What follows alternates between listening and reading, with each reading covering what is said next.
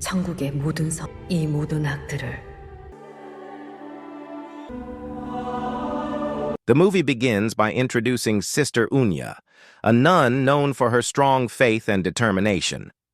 The scene shifts to a distressed woman entering a house. Inside, she finds another woman who is terrified, exhausted, and desperate for help. The frightened woman pleads with her, calling her Yoya. As Yoya steps further inside, she sees a priest standing against the wall, a sword embedded in his shoulder. Beside him, his assistant Deacon is tending to his wound. In the center of the room, a boy named Hiju is tied to a chair. The priest and Deacon had been performing an exorcism on Hiju, but it is evident that they have failed. That's why Sister Unia has been called in. Nearby, we see a ceremonial pick, an object known from the previous film as the only way to trap and kill a demon. Before beginning the exorcism, Sister Unia turns to a woman named Jun and douses her with liters of holy water, insisting that she must be cleansed first. Then she instructs Deacon to ring the Franciscan bell, a sacred instrument. As the bell tolls, Sister Unia begins chanting prayers, her voice firm and unwavering. Hiju starts convulsing violently in response. He doesn't just mumble incoherently.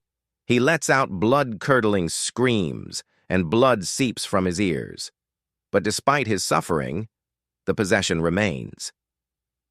Sister Unia persists, demanding to know the demon's name. Instead of answering, the demon mocks her. From its taunting words, she realizes that Hiju is not possessed by just one demon, but by many. The most powerful demon inside Hiju finally speaks, revealing his deep hatred for priests and nuns. He declares that those who came before Unia had banished many of his brethren to hell. He then warns Unia that she will not live to see the coming spring, promising her the most excruciating death imaginable. Suddenly, Hiju falls unconscious. Unia understands that while she has subdued him for now, the possession is far from over. In the next scene, Hiju is taken to a church-run hospital, where Father Paolo oversees his treatment. However, Father Paolo does not believe in demonic possession. To him, Hiju's condition is nothing more than a severe psychological disorder. His assistant, Michaela, shares his beliefs and monitors Hiju's condition daily. Meanwhile, Father Paolo speaks with Hiju's mother, attempting to convince her that medical treatment is the answer. But she insists that her son's condition is far beyond any normal illness. She shows Paolo records detailing Hiju's long history of possession, revealing that he even attempted suicide at one point. With nowhere else to turn, she brought him to the church in desperation.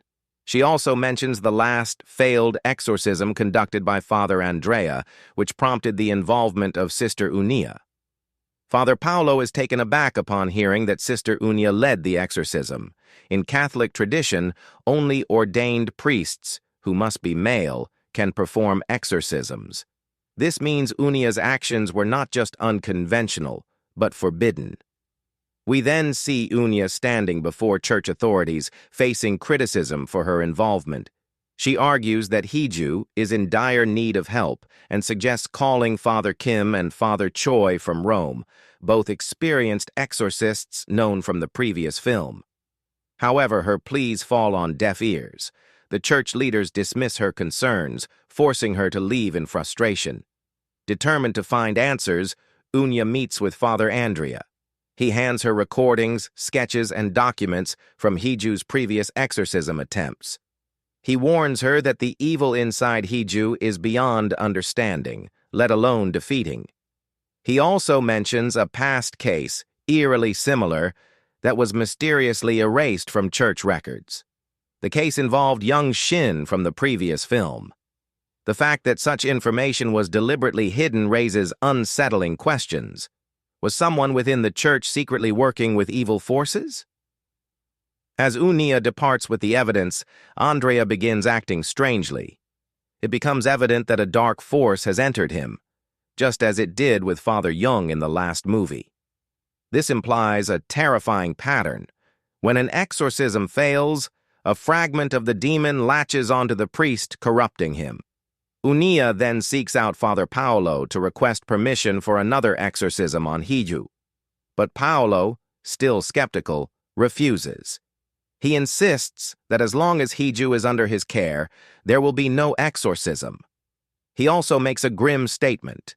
God is not present among them. Unia remains resolute, vowing to save Hiju at any cost. Meanwhile, Hiju's mother is facing her own torment. She is being harassed by creditors who taunt her, claiming that her mad son will soon be dead, just like her husband. Pushed to her breaking point, she takes a deep breath, picks up a large pin, and stares at Hiju. Then, in a shocking moment, she jumps from a window, ending her life. Chaos erupts at the hospital. As everyone rushes outside, Unia hears sinister whispers, demonic voices surrounding her. Michaela notices her reaction. Later that night, Unia approaches Michaela asking for her help. But Michaela refuses.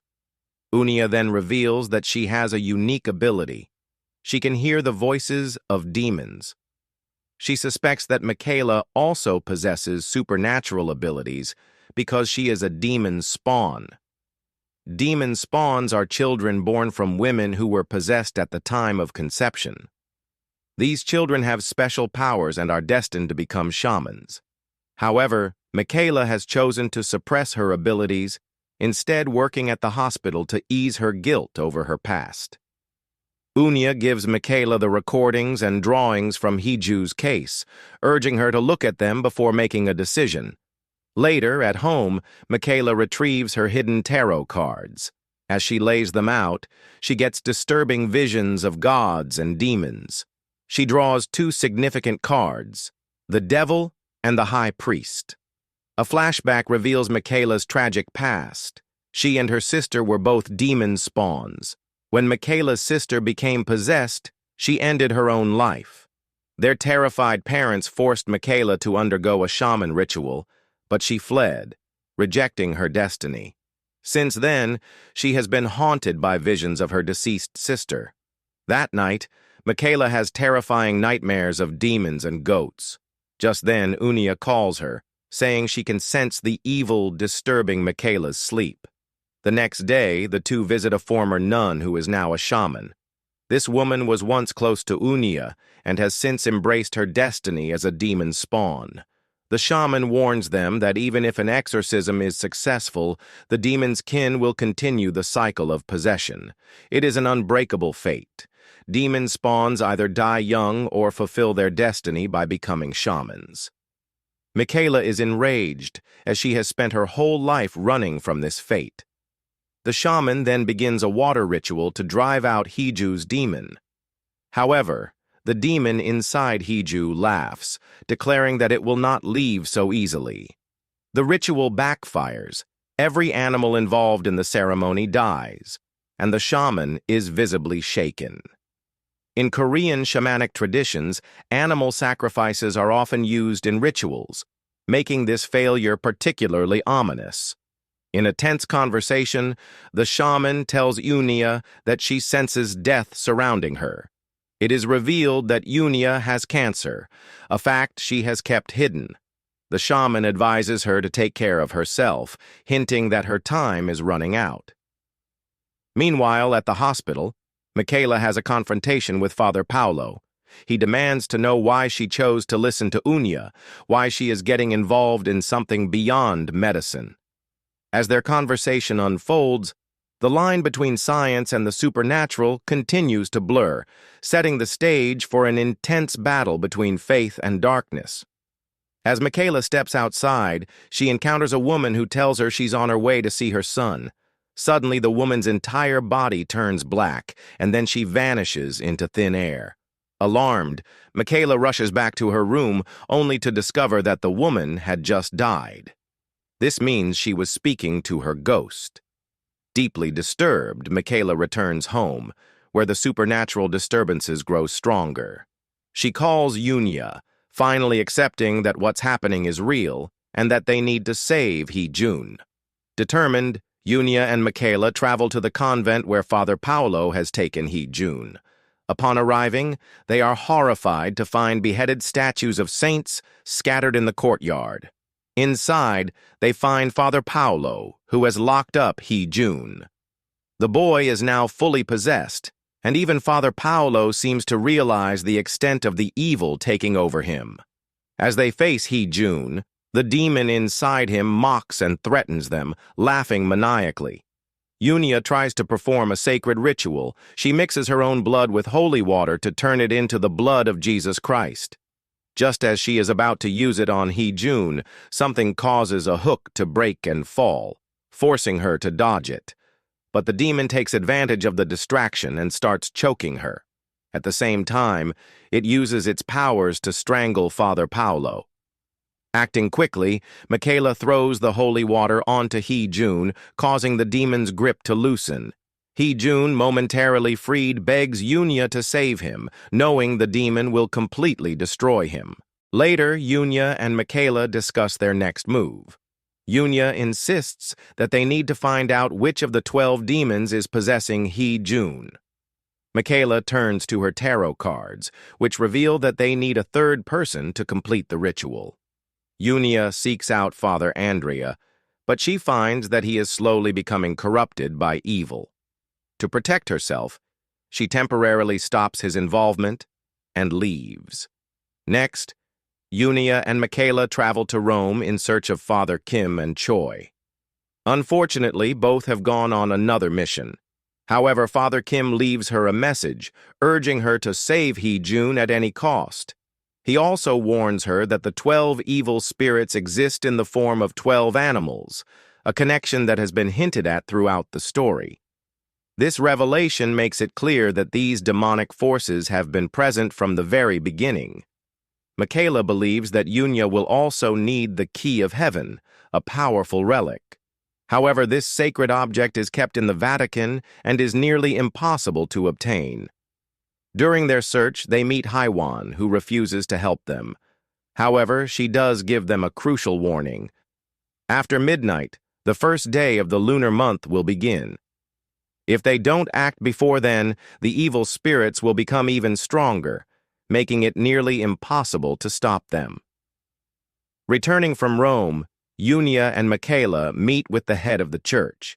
He grants them permission for an unofficial exorcism and assigns Father Paolo to assist them. Since he is also a doctor, his presence is deemed essential. Unia, however, is skeptical. Father Paolo doesn't even believe in demonic possession. The church head insists that having both a priest and a doctor present is a necessary rule. When Unia requests the Key of Heaven, the church head refuses. He warns her that if she attempts to take it during an unofficial exorcism, she will lose all authority. Nevertheless, Unia manages to secure the relic, knowing that they must destroy the demon at all costs. Whether Hiju survives or not, their primary goal is to banish the demon back to hell. The next day, they take Hiju back to his home, where the exorcism will take place. Father Paolo joins them, blessing them before they begin. Unia starts the ritual, but the demon is extremely powerful and doesn't react to her initial attempts. This confirms Father Paolo's earlier suspicion. This is no ordinary possession. The demon, through Hiju, taunts Unia in vile ways. It makes obscene suggestions and claims responsibility for his mother's death. It reveals that it impregnated her, bringing up the concept of demon spawn. Despite the demon's attempts to shake her faith, Unia stands strong and demands to know its name. However, the demon refuses to reveal it. Unia tells the demon that it is weak and alone, but the demon laughs, saying that all the demon sons are connected. It reveals that it has waited for 233 years, first appearing in 1791, then again in 1846. Suddenly, it hurls an object at Unia, injuring her. Michaela rushes to her side, asking what they should do next.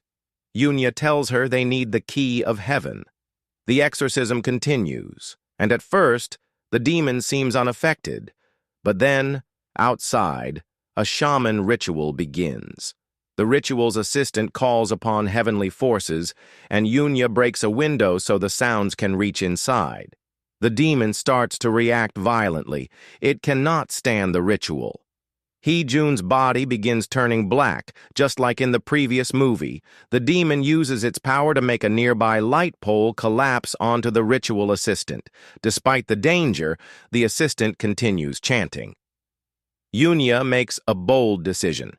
She tells the demon that she will absorb it into her own body if it reveals its name. Finally, the demon gives in.